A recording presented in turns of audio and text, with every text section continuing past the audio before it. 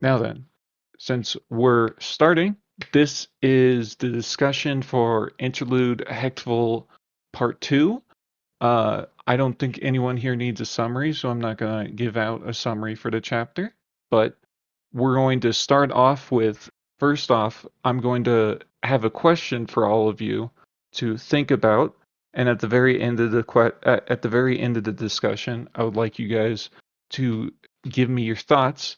I'm just doing this because it will give you all some time to think about this, and I want to hear some more in-depth answers, I guess. So the question is, have you enjoyed this Hectval arc overall? And additionally, are the distinctive shifts in perspectives working for you? Such as when the chapters broken up into Vess, Olisem, Theophilus, that kind of thing. And where do you see this arc ending? So just keep those three questions in mind for the very end of the discussion, and we will go through what you guys think of that overall. Now, to start everything off, we're going to give overall thoughts and impressions on this chapter. So if you have any overall thoughts, any impressions you want to give out, go ahead and type in reaction comments or at me, and I will start out. I felt this chapter was very, very good at what it was trying to go for in the overall sense of a war story. Like, for me, this really hit home just a good overall war story with how the tone was, with how we saw everyone dealing with it.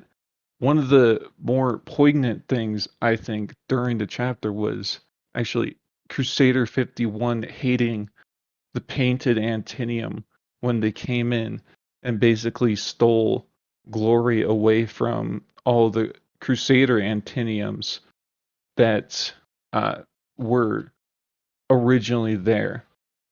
Like, basically, they came in after the Crusader Antinium had sacrificed so much and basically took away what their sacrifice meant to them because they came in already accepted. They came in praised and lauded, but they hadn't done anything up till now.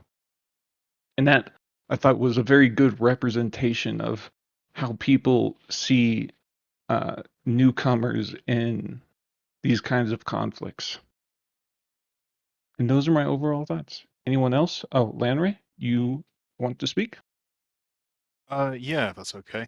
I agree, but I also feel there's an element of the Crusaders are coming in, and not the Crusaders, the Painted Antinium are coming in, and they're being held up as this great reinforcing army that's going to wipe away Manus. But ultimately, the Crusaders realize that they aren't prepared for war. Like, they're good at battles, but war is where high level people go to die, and Manus are too strong. So they're coming in and they don't realize they're going to be killed, and they're coming in and not realizing they're going to break morale by appearing there. That's just my thoughts on that. I just Yeah, absolutely. I I think it was a very good reminder to the Painted Antinium that they're not the biggest fish in the sea, and they have a big gap between them and what everyone else considers to be the biggest, most powerful uh, armies in the world. And seeing that, I hope it like changes their attitudes. I hope it gives them more push to better themselves. Mr. Europe, you wanted to speak? Yeah. The way when I read that part, I immediately thought of the scene from Band of Brothers, and that's how I read it. There was they didn't understand these newcomers were all like hot and ready to go, but they didn't. The Crusaders didn't. How do you say it? they didn't see them as war weary enough. They don't understand what this is. They don't understand like what's going on here, and so they resented them for that. But yeah, overall, I really enjoyed the chapter. I really enjoyed like how it's structured and everything about that. And I'm really loving the like the I don't know where it's going to go from here at all, really, because now we're kind of caught up as well timeline wise. It feels like slightly anyway, and I have no idea what's new thing can happen from now on. Yeah, it'll be definitely interesting to see where it goes. I absolutely agree with you that they were seeing the Painted Antinium as people who just didn't know what this war was like. Like they're a brand new squad, but they just didn't understand that this was not your average type of war. This was a very brutal, bloody conflict, and they were just not prepared for it. Kel says, whiplash for me going from painted Antinium hype to why is Lulv smiling? Oh shit. Polaric, you wanted to speak? Yeah, my general thought, well, personally, I felt a bit let down that we didn't see a lot of Calras in action, considering in the last chapter, at least in the end, was like, send in the prisoner. And that was what we left off in. And I was hoping to see maybe a few more of Calras' skills or even his overall level, considering we know he's kind of a high level dude. And in contrast to that, Lulv, the Null Spearmaster from Manus, is only level 43. Well, not only, that's still pretty high level, but we know from the dungeon that Calras can overpower easily. He controlled an overpowered Raskar, which was stated to be the equivalent of a level 35 warrior. So I was hoping to see more Calras in action, maybe a fight against Lulv, but maybe that'll happen in the next chapter. Who knows? Yeah, I think part of that is honestly just Olisum's plan and the fact that Calruz just couldn't deal with Manus. Like Olisum's whole plan is basically just get counter leveling going to the point that the Antinium themselves can deal with Manus. And once that is like closer to reality, I think Calruz will join them and they'll be able to go on the offensive more. Ren, you wanted to speak? Yeah, so on the topic of the painted Antinium, I think it's highlighting how the Antinium have kind of a warped perspective on what an elite is because of how their average levels are so low. Their elites are level 15, level 20, but then you're comparing that to, as said, Lulv, who's like 45. And it's that kind of thing when you're not used to leveling and you're used to slow leveling if you do level. That difference is really difficult to perceive. Absolutely. Like it's just the difference between what is basically a backwater city and their hives best warriors versus the city of war, the city that its entire backbone is related to fighting and it's related to leveling up their warriors. Edmund Alcorn says painted ants were a big fish in a small pond. Liscor, they're learning the world is a lot bigger than they thought. Banner says OP fatigue is real. The Crusaders have it. The painted are resented for effectively being all talk. I know some people had questions about what OP fatigue is, and it's Operation Fatigue.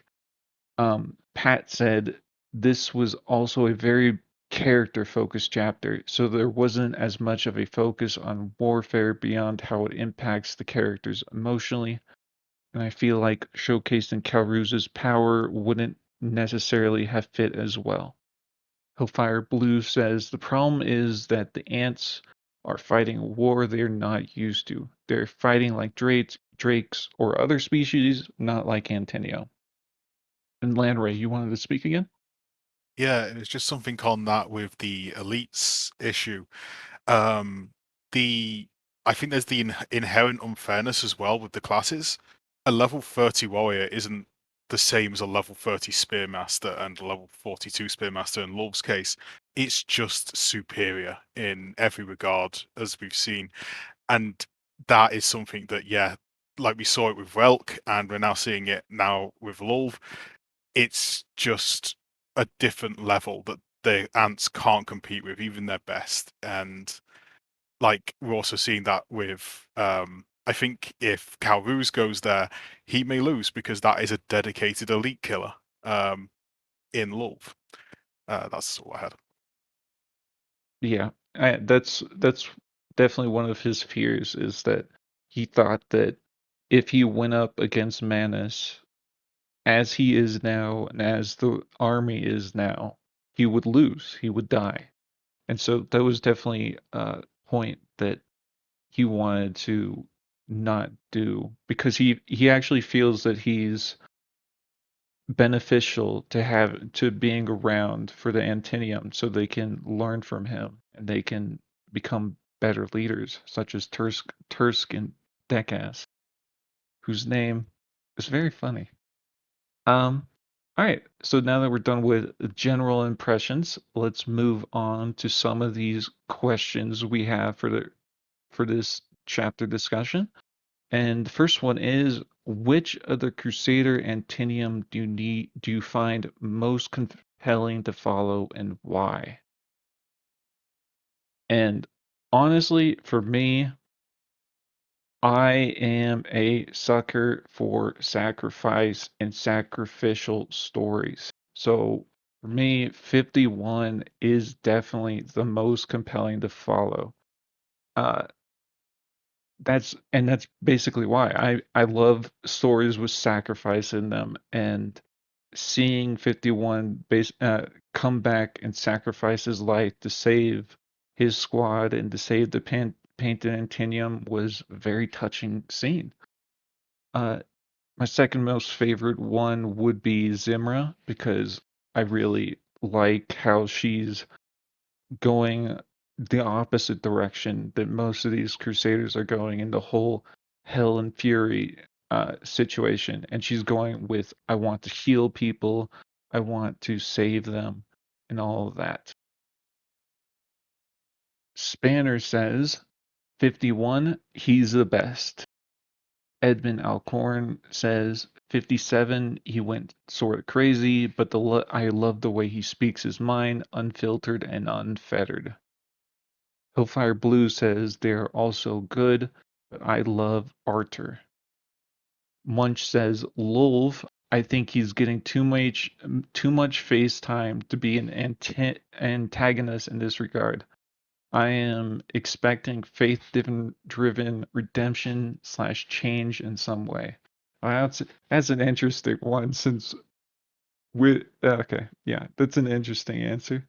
But I don't necessarily see that happening, because I think Lulv is very much in a state where he'll never change his opinion on Antonio. Landray, you wanted to speak? Yeah, I really like Arto. I love seeing his growth from simple, I'm the most useless Antinium in existence when he was first introduced, to now showing he can take a command role, and that, you know, it doesn't have to just be physical, I'm good with a sword, or Bird being good with a bow. There are some who are just better in some way, and that is command for him. And he took control. It's the frustration that you feel when you're in his chapters. And then it's like the catharsis of seeing him, you know, get his due and then sort of like meekly go back to holding his flag. I'm glad. I hope he becomes a banner lord. Yeah, that would be a great character evolution for him. It was really interesting to see how he took all this in stride. Like, you could tell from very early in the chapter that he just was getting information, and he saw much more than most of any of the leaders in the army saw. And this was a very good way for him to change. Kel, you wanted to speak? Hi. I had said something with Archer in stream spoilers that got some reaction at the time. Basically, that in the little bit of time that we've seen Archer, he's managed to do what so many readers have been desperately wanting Aaron to do, in that he saw what was going on and he just sucked it up and took charge and got the job done. Yep, absolutely. He didn't actually want to do this, He thought that Decas should have been able to do everything himself, but when he realized that Decas was just failing and he was costing people lives, he needed to step up. He needed to come forward and say, "No, this needs to happen right now. We need to change our strategy right now." Oh, it was Beppel, sorry, not Decas. You're right, Spanner. Mr. Europe, you wanted to speak. Yeah, I think more attention should be given to poor Theophilus, who thought, even though we only saw him for a short while, he was really like interesting character. How he just tried to inspire the other Antinium and tried to get them to move forward. And then of course, he died at the end of the chapter, towards the end, and now he'll never be able to speak to Pawn about all the things he discovered, and like all his thoughts on the hell, and his all his ideas will just disappear. I don't think he's going to get the resurrection treatment, so he's just gone forever. Even, and I think he resonated a lot, even though he didn't get much screen time. Yeah, I think it was a very good transformation for him. Like, just from a purely character perspective, I personally don't agree with that line of thinking, and it's a destructive line of thinking in many ways, in my opinion. But at the same time, like, he's channeling what all these crusaders were feeling. They were all going through hell and back, and he was giving them a way to push past that, to fight against it and say, hey, these are our enemies. We need to punish them for what they've done to us. And it was very poignant uh, characterization for him in many ways. But it's not something I personally agree with. That's why he's not my favorite Antinium right I now. don't. Yeah, I don't agree either. I just thought it was like it was so endearing how he tried to, like he tried to just improvise a speech to like help help the Crusaders, and he just improvised himself into, oh, I remember Pawn saying something about hell. Let's just invent this new branch of the religion. Yeah. Just desperately trying whatever he could. Yeah, he was stuck in a hard position, and he'd gone through a lot to get, and everyone around him had gone through a lot. So it was very compelling argument from him. All right, I think that's all we have for this question. Lewd Dancer, if you want to give your thoughts, I'll come back to them once I've read off this next question. Um, So this is a multi-part question. Do you think faith-based classes naturally resist slavery-based classes?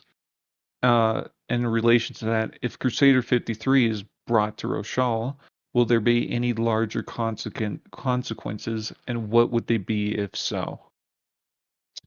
I'll get to the second part after we do this one. Uh, just returning to the last question real fast, Lou Dancer says, I think the new preacher, forgetting the name, kind of connects to what I talked about last week. More negative, destructive into the spectrum, end of innocence, but slightly different connotations. Okay, so back to this faith-based class. I doubt it that faith-based classes naturally resist slavery, just because it would kind of undermine that kind of class just to have a natural counter in faith classes. But that's just kind of my opinion on it. I don't really feel too strongly about that. But and if Crusader 53 is brought to Rashal, I definitely feel like there will be consequences because he'll start to spread faith in other people. I feel like if he's an actual slave in Rochelle, because as we saw, he was one of the most um, uplifting of the Antinium. He was the one whose spirit seemed to never break amongst Squad 5, and he always had a positive outlook on life. And so I feel like if he was there among slaves, he would continue to act like that. Okay, so Spanner says he will gain the skill let my people go. That might happen. Maybe. That would be interesting to see. Like honestly, I just don't know about a whole faith class completely counteracting slavery classes because it just kind of like how would they work through that at all? Which is, if they want to go that way with the class system, it's fine. It'd be making faith classes even stronger than they already are. Rosie says, if anything, I'd say Antinium loyalty maybe would resist it. And Slucky says, their natural unitasis might be able to resist it as it is a collective mind, but they don't have that right now. And yeah, I do agree that they would be able to resist it much better if they had the Unitasis network available to them.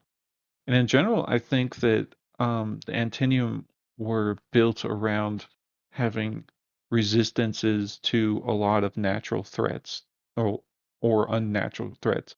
And they were designed around fighting Krellers, so having some kind of mental resistance type of deal built into them isn't too far-fetched from what we know.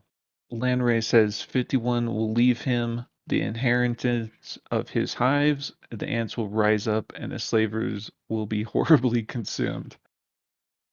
Yeah, I think that's how we all hope it will go, but I think we all know that's not how Pirate Apple will take it if they want that situation. At least not quickly, This is a long story. We had to go through the steps of the process. We can't just jump to the conclusion.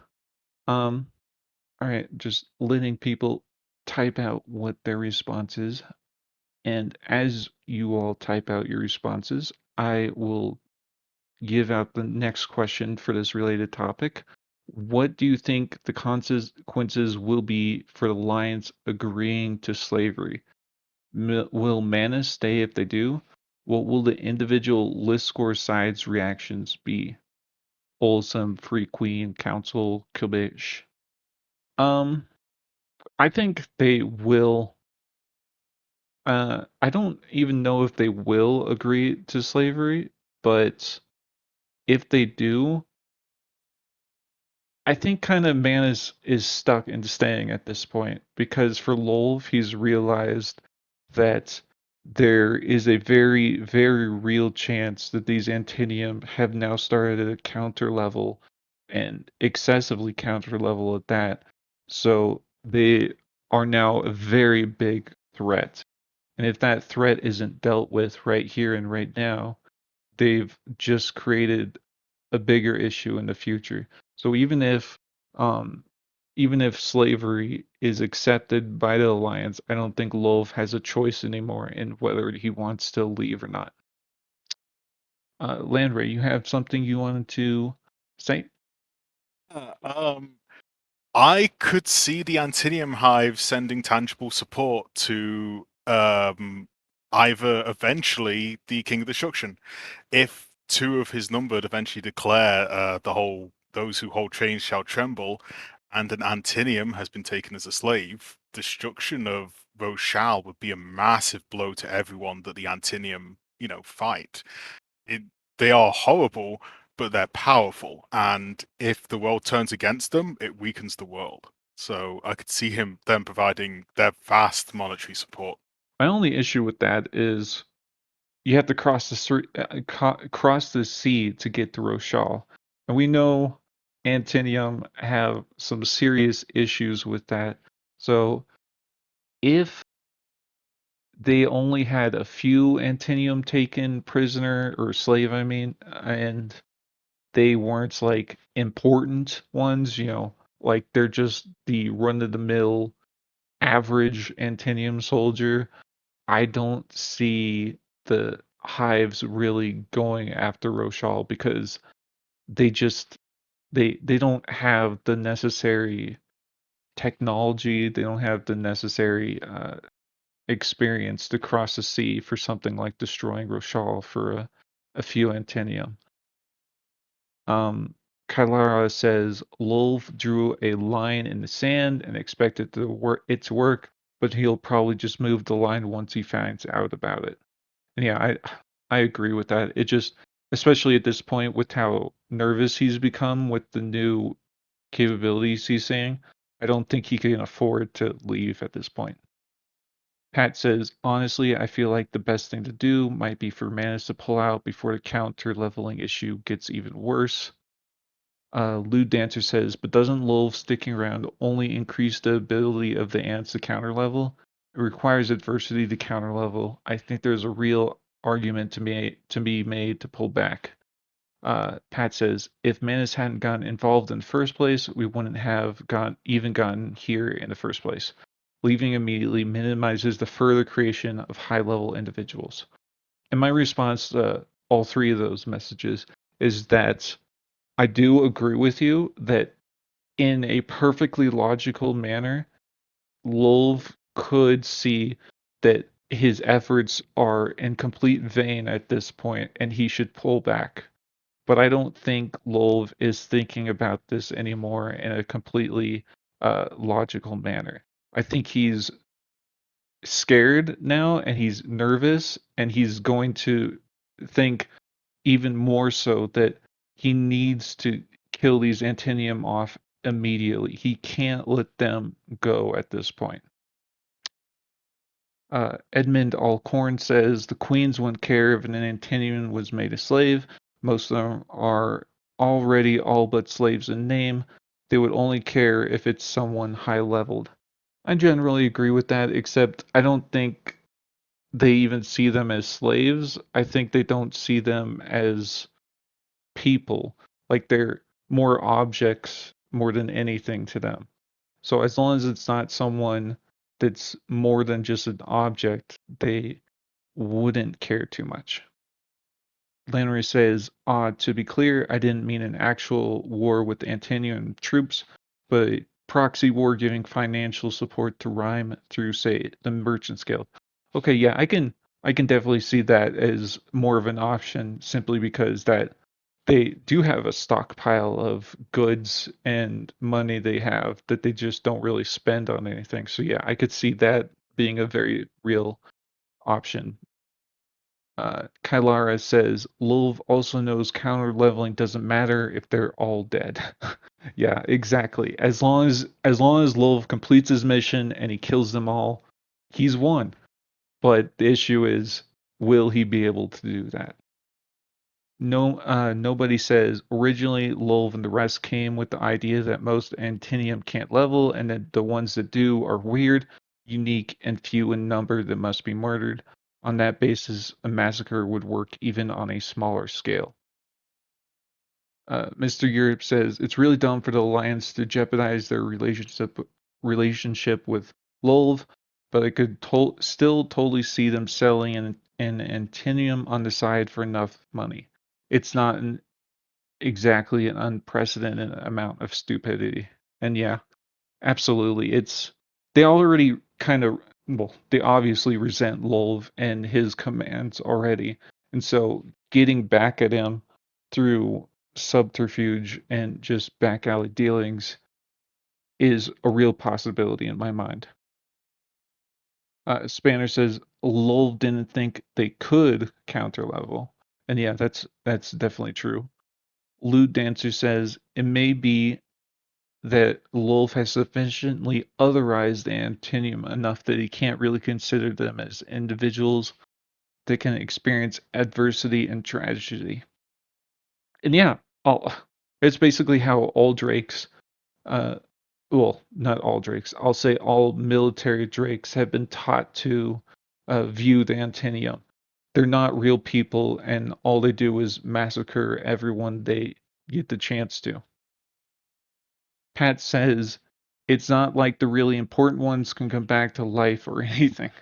Yeah, that is an issue. I wonder what they think of that. Spanner replies to Lou Dancer's earlier comment. Embria didn't even think they could have feelings. Yeah, and Embria is someone from Liskor's own army, so they are probably the most informed of all of Drake's high command structure about the Antinium's real capabilities. Okay, this question has gone on a bit longer than I thought it would, so let's move on. Let's move on to one of the later questions. I actually wrote this question. I wanted to see what everyone's thoughts on it were. What are your theories on the secret of the repeatedly dying sniper in B Squad, the Archer Squad? We saw throughout the chapter there was an archer that kept killing off Lolv's people, but every time it was killed. They made sure it was killed every single time. And we saw before the battles and after battles, there was always someone missing from B Squad. And so my personal theory, and this is a kind of a wild one with no real basis outside of I think it's kind of cool. I think it's some kind of faith structure, faith construct that all of B Squad united together creates to make a kind of super archer that has faith-based arrows that can't be stopped by normal means. But that's just a little crack theory I have going right now for that. Landray, you wanted to speak? Yes, this one was actually an exciting one to me. I thought this when Archer B15 was introduced a while back, that he is he mentions it when someone criticizes his name, that B15 is reused as a name through the ants that get it. I wonder if it's an inheritance skill that the B15 line all get, that they get to be this legendary archer effectively. It's like a hero to them. So the B15 dies, long live B15. But I do like your sort of Antinium Sanguinor theory. Yeah, it's a B12, but yeah, I get your point. That would be really interesting to see. Kind of, it goes back to what True Antinium had in a lot of ways with the never forgetting their comrades, they never go away because of the Antinium collective memory. And it would be really cool if Archer B12 had somehow recreated that. Hellfire Blue says it's all of B Squad. Edmund Alcorn says Shelly and their group is the obvious answer, but I would like to see a POW worker doing it. Yeah, that is an interesting one. I just don't see how it could happen, basically. Like, I don't see how Lolv could never find a POW worker throughout the entire war that's been shooting them in the back. But yeah, that could be the case. It'll be interesting to see, too. Munch says, given the way he died, I think faking death is unlikely, so I would lean towards multiple archers taking turns. I guess the only issue I have with that is if they're taking turns, they're still getting killed off. So how are they transferring all of their skill or knowledge or what have you to the next archer taking that turn? Mr. Europe, you wanted to speak. Yes, B12 is, I mean, he's not a new character. Like, we've seen him before, and he's talked a lot to Bird. And Bird was like a big influence on him. And I think the inheritance thing can work with that because Bird doesn't really buy into the whole heaven thing. And we've seen Pawn talk about how, like, one of the people who don't really believe in all the things, like all the faith stuff. So it's possible, though this is even more of a crack theory, maybe Bird has created a sort of second semi-afterlife with a reincarnation between the new names. And that's like the other hidden sect within the Antinium. Now that's a real crack theory. Yeah, that is the crackest theory I've heard so far for this chapter. But that would be amazing if that was the case.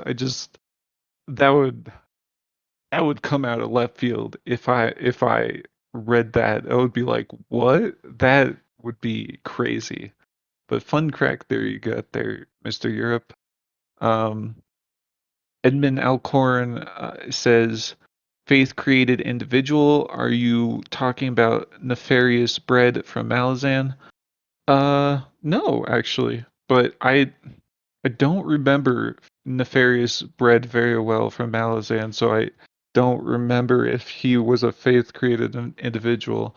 I don't I think most of the gods in Malazan were basically faith created individuals. In many ways, but I don't remember Nefarious Bread too well. Lewd Dancer says recaptured subbirdity. Yeah, that's a skill. I'm sure it doesn't exist, but yeah, it would be a funny skill to see. Lewd Dancer also says, seriously, it could be Pawn using his ability to summon workers onto the battlefield. I had not considered that at all until this very minute. Like that is a very good point. We've seen Pawn do that exact thing um, for what was it? The Village of the Dead raid. So, and it would also give him something to do to help out with the war effort from home. Just summoning holy workers throughout the conflict to help out all the Antenio. I actually really like that theory, Blue Dancer. That's a good one. Spanner says, doesn't exist yet. Yeah. All these skills that we want to come, like Relic Punch, it'll happen someday. It will. And the Relic class in general, yes. All right. So I think that's all of our theories for this question. So let's move on to the next one. What question next? Oh, how about we go to this one for now? Did you all find the secrets in the chapter? And if you did, which is your favorite of the two secrets? And if you guys want to know what the secret is, I will tell you, since I don't like secrets. You guys should all know. Slucky says, Haldegaz. Lewd Dancer says, I loved Strong Rat. I agree with you, Lewd Dancer. Rata was my favorite of the two. It just tickles me to think of a rat in a cage being able to bend steel bars to get out whenever they want. Kel says H for Haldegaz, I'm going to assume. Mr. Europe says, I like the brain more than the pinky. And yeah. Spanner says, I love a smart rat. And Lou Dancer says, I bet Strong Rat was able to lift with Calruz. Yeah, they probably trained all the time. Landry, you wanted to speak? Yeah, I definitely like Haldegaz. I know it's probably a long shot, but I have this image in my head of it eventually getting a spellbook and becoming the first rat mage and just dominating at some point to free Calrus. You know, what I pictured actually was a rat lawyer. I feel like he's going to try and lawyer up and say, oh, Calruz is innocent because, this statute, this law, this whatever, you should all let Calruz go. Spanner says Hildegaz is actually Stuart Little. Yeah. Also, for all of you who don't know at this point and would like to know, we're talking about the 2 rat chapters that were linked in the chapter, and they were linked as rat emotes. And you can find them by searching up Rata and Haldegaz in the chapter and looking for the rat emotes and clicking on them. And it'll send you to a hyperlinked chapter with little Rata and Haldegaz's thoughts and actions right now as Calruz is in Liscor's army. All right, let's move on to the next question now. What will Manus and by extension Drake High Command at large uncover during the rest of this war? I think in many ways they're going to. I don't even know if they can officially acknowledge it, but I think that Lolv at least will acknowledge that all Antinium can level, and so giving them counter leveling opportunities will really significantly affect their ability to be threats to Manus. So I think if Lolv survives, that he will change his opinion on the Antinium as a whole and think that they are a much bigger threat than they initially gave them. And in relation to that, the Free Hive in particular is the biggest threat of all the Antinium hives. Landray, you wanted to speak. Yeah, I I have 2 theories on it. I definitely think that he's going to move towards wanting to destroy or Manus in general move towards wanting to destroy the free Antinium. But I also wonder if some of the more subterfuge-minded amongst them will see this and the individuals suddenly emerging and try and turn one of the Antinium against the hives. We've seen aberrations happen, and I wonder if a captured Antinium aberration could be convinced to turn against the queens. Well, that would be something I'd like to see. It's just that how would they get an Antinium aberration in the first place, It aberrations as we know with both Decas, Turks, and Kilbish, they're killed on sight. They're not allowed to live at all. And we know with Crusader 51, he was basically the only deserter from the Antinium have ever seen. So it's not like um, aberrations themselves go off and desert the army. So it would be interesting to see how they would try and recover an aberration. And Lanray says possibly capturing and trying to break one with kindness.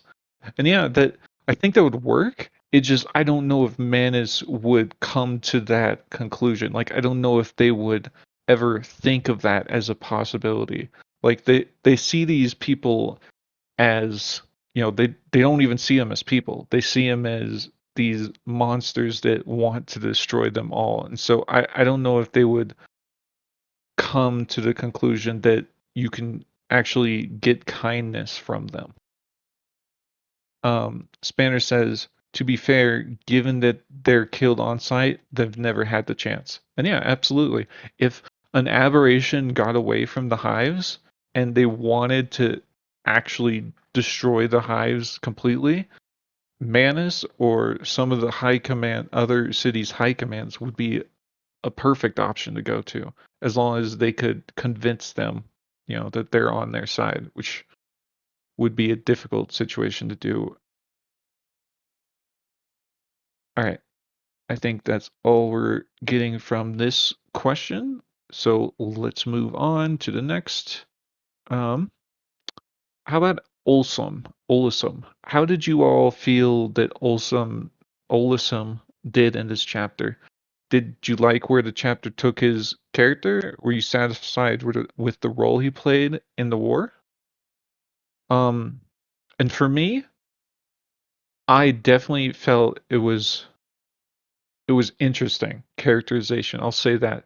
It was like he's turning a lot away from someone like Zell or Aaron, his role model, into someone more like Chaldean, who sees the best way to go in a conflict, and he chooses to go that way rather than uh, finding a different way that saves more lives. In a lot of ways, I think Niers would think of Olisem as a very good strategist at this point because he's willing to make the hardest choice and willing to try and counter level his army that rather than pull back. And Niers is really one of those people that is you level or you die. And Olisem is basically taking that and using that as his entire war strategy. And it'll be interesting if Niers learns of that and what he thinks of it in the future. Mr. Europe, you wanted to speak. Yeah, I think I really like where Olisem is going. Like like that he isn't falling into like Aaron's way of thinking, and instead is like going a different path, and like how he's doing what's necessary, even though it's super dick move at times. I just really like not necessarily that I agree with it, just that I really like that characterization. Yeah, I'm a little bit disappointed that the Ring of Sight hasn't been mentioned yet that he got from Niers, but otherwise I've been really enjoying reading about Olisem, and especially his scene with the slaver. Yeah. He's really transforming into what I would think of as more of an archetype of a cold-hearted leader who does what needs to be done. And those are very successful types of leaders in any army, basically. Uh, as to the Ring of Sight, I don't think we've seen him at the front like at all. Basically, he's just been in the background. We've seen his overarching strategy and all that, but we've seen him very, very little in actual battles from his perspective. So I just don't think there's been a time to show it. I guess maybe during this latest battle, we could have seen him like look at the wyverns or whatever with his ring of sight, but it just like we haven't seen him in the middle of a battle too much. Bunch says, I was expecting a counterplay given the context. The continuous deaths and counter leveling was a surprise. But yeah, absolutely. Like just seeing Olisem go from someone who I'm just going to say worships Aaron's feet basically to someone who does something like counter leveling. It's the exact opposite of what Aaron would ever think is appropriate in this kind of situation. Spanner says Mav was the making of him. I think he will consolidate his classes before the end of the war. Yeah, that's certainly possible. I do think that we've already seen him go from leader to commander, so further consolidation is definitely in the cards, I feel. Luidbringer says, I hate what Olisem is doing, but does he have a choice? If his army won't mix with the Antinium, this may be the only way to actually win the war. Whether the war should actually be fought is another choice entirely. And yeah, that's basically where I've been thinking about this. Like, Olisem can pull back. Like, they do have the option to retreat to the city, but he's not in the state of mind to let that happen. And neither are the Crusaders in many ways. Lanray, you want to speak? Yeah, I feel that when Erin survived, there's going to be bittersweet moments in it as well. And I think her and Alessum have diverged so much they will not be able to reconnect. Alessum has constantly seemed like, as you said, he worshipped her, but he started to see the flaws in her not willing to commit to leading and the sacrifice. I could see him leaving Liscor and possibly going with Nis when he inevitably gets kicked out of the Wandering Inn as well. That'd be a really interesting development to see, because Olisem in many ways has been kind of held back by Liscor simply because he hasn't been out on his own. He hasn't been making his own decisions. And this war is allowing him to do that, and it's allowing him to come into himself as a leader and as a person. And this is who he is rather than who he thought he was before now.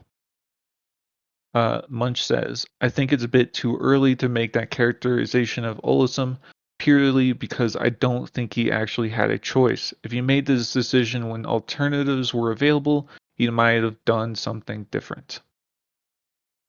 Edmund Alcorn says, I think Olisem failed to find a way to remove Manus. If they denied it, why not use the Scrying Orb / Wistrom to reveal their duplicity? I don't know if that's really an option, because we know, at least we should know, that Manus would be able to use anti-scrying spells in their battles. And even if they show some of Manus's troops on the Scrying Orb, that is a really political position for Wistrom to take, and it's directly hostile to Manus itself. So I don't know if they would see the political calculus in the right way to show Manus going after Liscor in a relatively small conflict. Like, on the grand scale of things, this war right now is a small border conflict. There's 8,000 troops on Liscor's side. I'm just going to assume 8,000 troops on the Alliance's side, and 400 of Manus's soldiers in there.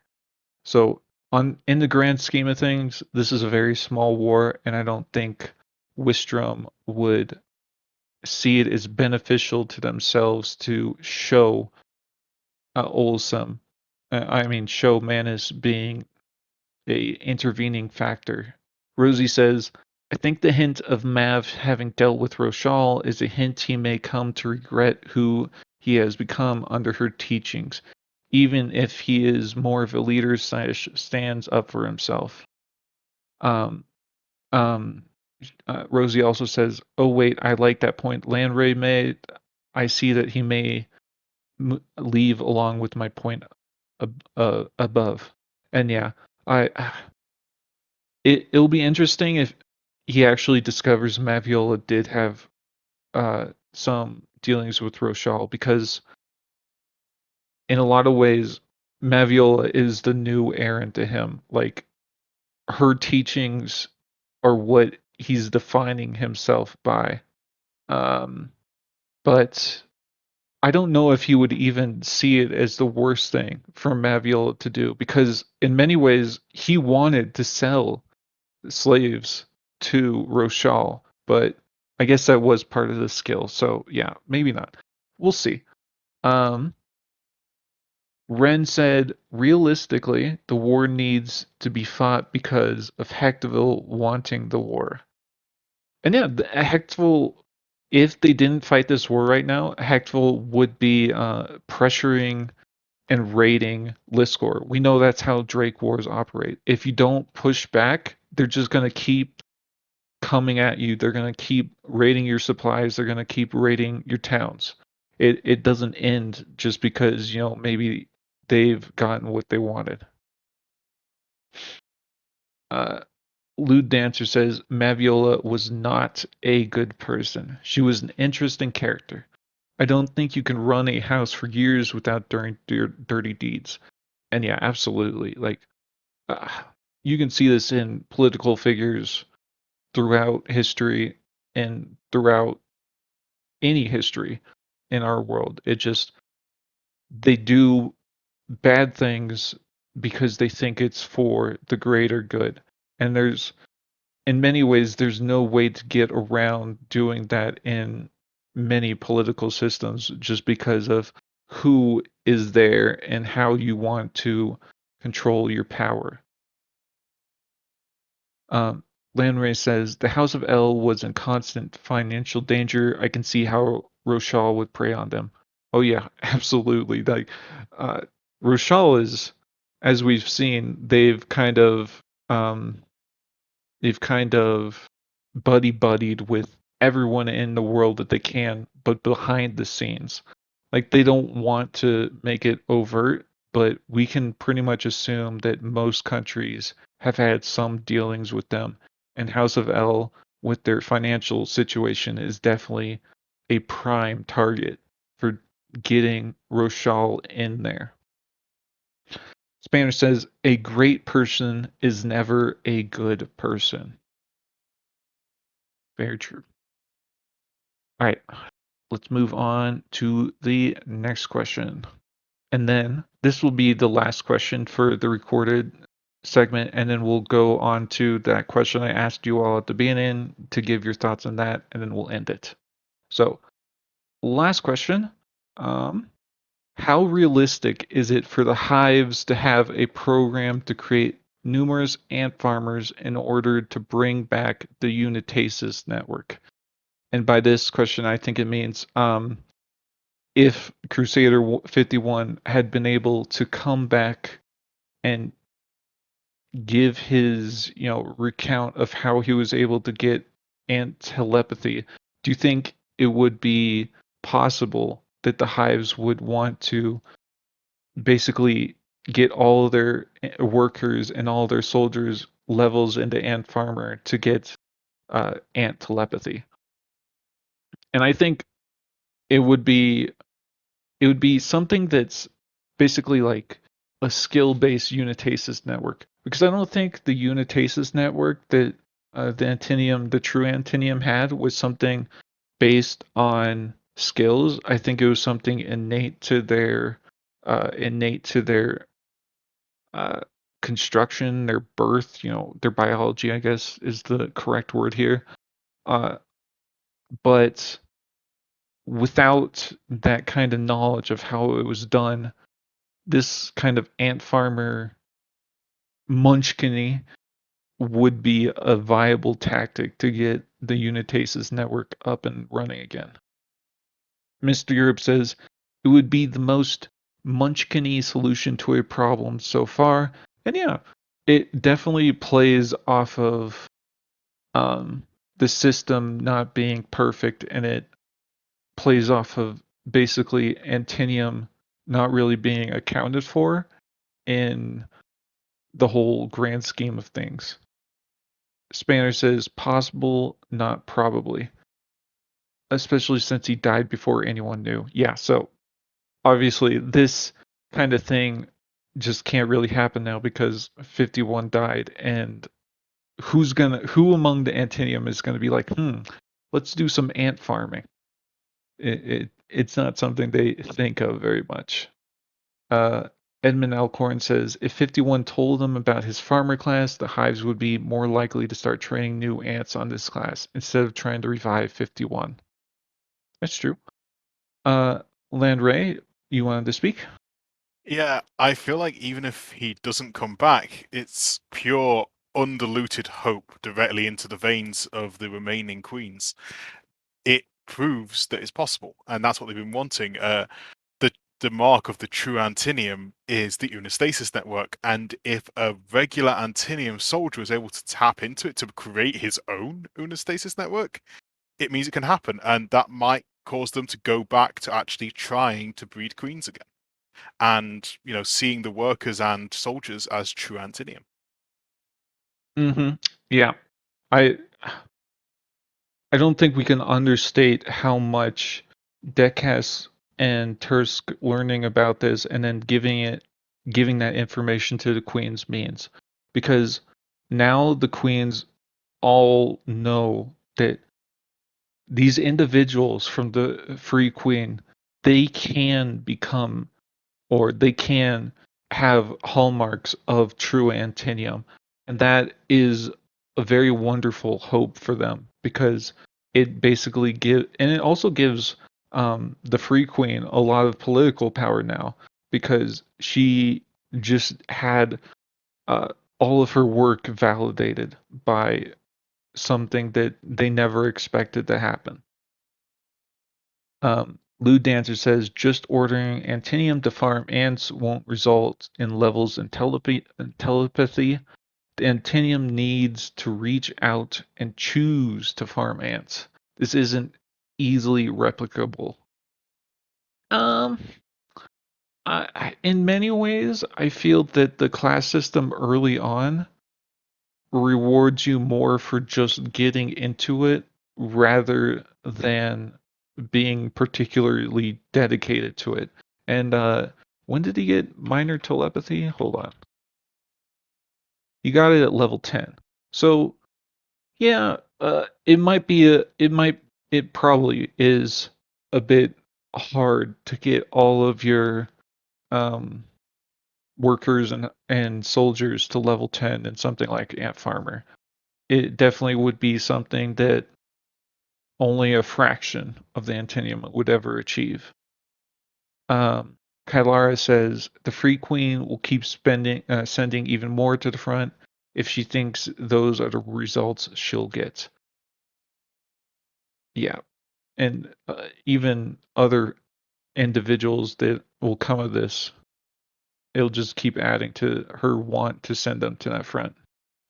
Spanner says, I have a feeling the Free Queen will get a lot more resources on the back of this. Blue Dancer says, if just ordering Antinium to farm ants would work, why aren't all Antinium at least level 10? You have to choose to do something to level significantly. And yes, that's certainly true, but I just disagree somewhat on the definition of significantly here. Like, level 10 is something most people will reach. I don't know about how many Antinium are there. I think they're typically around like level 3 or 5 or something like that. They're not up in the 10s. But yeah. Rosie says, I could see the queens being willing to send resources to the war to try to replicate it. And Spanner replies, absolutely, as long as the dancing worker in the flying hive stays safe. Yeah, don't hurt Flying Boy, okay? We all love him. All right. So I think that wraps it up for all the questions. And now let's get to the question I asked you all at the very start of this discussion. So feel free to answer any or all parts of this question. But the question is, how have you enjoyed this Hectval arc overall? Is the distinctive shift in perspectives working for you? And where do you see the arc ending? So for me, I'll just do all three of these for myself to start off. So far, this Hectval arc has actually been a very big surprise for me. I didn't think I would dislike the arc. I just didn't realize how much I would enjoy this kind of story coming from Pirate Abba. Like I don't think we've seen a really in detail war arc like this outside of possibly the volume 7 C chapters, and it's really interesting and really surprising to see how they view the intricacies of war. and seeing the day-to-day lives of these kinds of soldiers. And so I'm definitely really enjoying this arc overall. And as I said last discussion for the shifts and perspectives, I definitely think they're working here, but I don't think they would work everywhere. I enjoy how they've added a sense of structure to these chapters, but if we're getting into a lot of POV swapping, it gets a much more choppy if we have these constant breaks. And so there's long if there's a long period of one POV and then it breaks another long period, I think that's where this distinctive shift works very well. But I'll give the exact same an exact same example I gave last discussion. In something like 8.61, I don't think this distinctive shift in perspectives would work at all because it would be too choppy feeling going through the POV switching. And where do I see this arc ending? I have no idea. No clue at all. That's my answer to that. Hellfire Blues, I'm guessing this is an answer to that last question as well. Hellfire Blues says Manus withdraws. Lewd Dancer says, I feel vindicated for voting for this arc. Fools are they who do not choose to vote for Antinium when it's an option. Fools, I say. Hey, listen here, buddy. I wanted to read about Rabbit Eater, okay? I love Rabbit Eater. I want more Rabbit Eater. Give me more Rabbit Eater, okay? Antinium are great. Rabbit Eater is better. Anyways, Munch says, I'm concerned of any conclusion where Liskor wins giving the differing states of opinion between Antinium and Olosim on how things would end. Yeah, I'm concerned about what the hell Crusader 57 is going to do if all of a sudden the war is over. Like, I don't think Crusader 57 is going to accept that the war is over. I think he's going to go and say, I don't like Hectval still. I'm going to go kill some more Hectval people. And that could be a problem. A big, big problem. Mr. Yep, you wanted to speak. Yeah, I'm really enjoying the structure of this as a big battle thing, like with the jumping around and different perspectives, especially like the seeing from both sides, like how in the Siege of Rame we had that as well, and I'm really enjoying those kinds of big battles where it swaps around to different parts of it and allows you to see the whole thing. I would say I would also really like it if we just saw it from a smaller perspective, like just from one person's perspective of just one part of a battle. But in this big war arc, where it covers the whole war, so to speak, I really think this is the best way to handle it, and I really like how Pirate wrote it out. Yeah, absolutely. It would be really cool just to get a full like outside of TWI. It would be cool to get a story from Pirate Abba that is fully one perspective. It'd be interesting to see how they would uh write that kind of story. And I feel like not most, many fantasy authors nowadays feel multi perspectives are needed to tell stories the way they want. But first person perspectives are something rarely seen anymore in modern fantasy, and I feel that it would be really cool to see more of them. Landray, you wanted to speak. Yeah, I have absolutely loved this arc so far. I think it's just been brilliantly done to introduce so many effectively entirely new characters. Like we hadn't seen, apart from Archer B12, almost any of these characters previously. And I care about them all. Essentially, the acolytes who were faceless NPCs for Pawn have become interesting and unique characters.